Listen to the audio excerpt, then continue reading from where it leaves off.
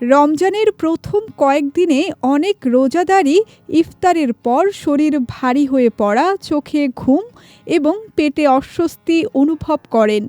চিকিৎসাবিদরা বলছেন এটি সাধারণ ক্লান্তি নয়, বরং অন্ত্রের স্বাস্থ্য বা গাট মাইক্রোবায়োটার ভারসাম্যহীনতার কারণে ঘটে। মানব পরিপাকতন্ত্রে থাকা কোটি কোটি উপকারী ব্যাকটেরিয়া শুধু খাবার হজমে সাহায্য করে না, বরং শরীরের 70% রোগ প্রতিরোধ ক্ষমতাকেও নিয়ন্ত্রণ করে। যখন এই ব্যাকটেরিয়ার ভারসাম্য নষ্ট হয়, তখন পেট ফাঁপা, অ্যাসিডিটি এবং ক্লান্তির মতো সমস্যা দেখা দেয়। সারাদিন না খেয়ে থাকার পর একসাথে ভারী, ভাজা পোড়া বা অতি মিষ্টি খাবার খাওয়ার ফলে পাকস্থলী হঠাৎ চাপের মধ্যে পড়ে। দ্রুত খাবার খাওয়ার কারণে হজম ধীর হয়ে যায়, গ্যাস ও প্রদাহ সৃষ্টি হয় এবং পেট শক্ত হয়ে যায়। ফলে শরীর ক্লান্ত বোধ করে, যদিও খাবার ভরাট। তবে রোজা শরীরের জন্য ক্ষতিকর নয়, বরং এটি অন্ত্রকে ক্লিনিং প্রসেস করার সুযোগ দেয়।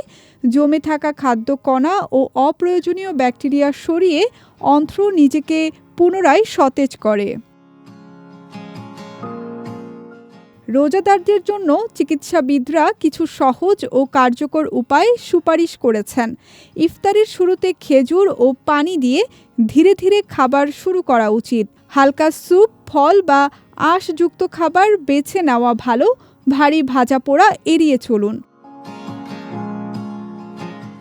দই বা অন্যান্য প্রোবায়োটিক খাবার অন্ত্রের উপকারী ব্যাকটেরিয়া বাড়াতে সাহায্য করে।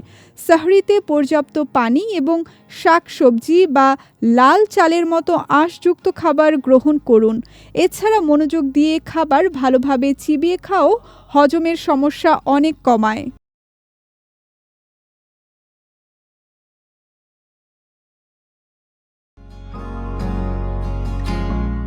বিশেষজ্ঞরা মনে করিয়ে দেন, রমজান মাস শরীরকে পুনরায় গুছিয়ে নেওয়ার সুযোগ। অন্ত্রের যত্ন নিলে রোজা ক্লান্তির বদলে প্রাণবন্ত ও স্বস্তিদায়ক হতে পারে। বিজয় টিভি নিউজ ডেস্ক।